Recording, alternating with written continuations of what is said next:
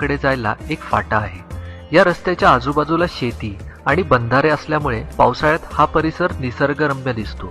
रस्त्याच्या डाव्या बाजूला मंदिराकडे जाण्यासाठीची कमान लागते। या कमानीतून किंवा या फाट्यावरून सुमारे 3 ते 4 किलोमीटर पुढे गेल्यानंतर एक छोटा घाट चढून वेडीवाकडी वळणे घेत रस्ता संपल्यानंतर आपण कानिफनाथ मंदिराच्या पायथ्यापर्यंत येऊन पोहोचतो। घाट रस्ता संपल्यानंतर गाडी पार्किंगसाठी मोठे पटांगण आहे। या डोंगरावरती आल्यावर 2 मंदिरे दिसतात। एक उंचावर आहे ते कानिफनाथांचे। मंदिरासाठी काही पायऱ्या चढून वर जावे लागते। थोड्या पायऱ्या चढून गेल्यानंतर नव्याने उभारलेला सभामंडप दिसतो। पंचक्रोशीतील लोकसहभागातून या मंदिराचा कायापालट झाला आहे। मूळचे मंदिर लहान आहे। मंदिर म्हणजे एक छोटी गुहा आहे। त्यात सरपटत आत शिरावे लागते। मंदिरातील गाभारा मोठा आहे। तिथला पुजारी आत शिरण्याची युक्ती सांगतो। आत शिरण्यापूर्वी शर्ट, बनियन, बेल्ट काढून आत शिरावे लागते।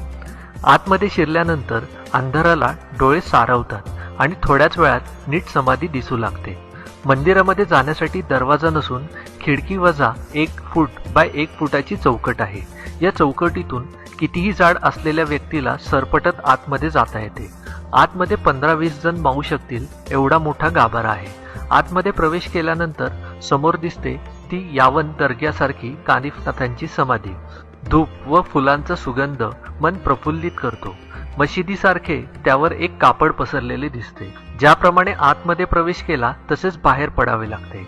मुख्य गर्भगृहात स्त्रियांना प्रवेश नाही, तसेच पुरुषांसाठी सदरा व कंबरपट्टा बाहेर काढूनच आत प्रवेश करावा लागतो।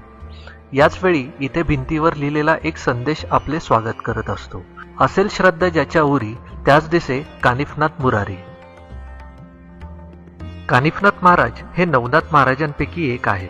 श्री क्षेत्र मढी, जिल्हा अहमदनगर येथे त्यांची समाधी आहे।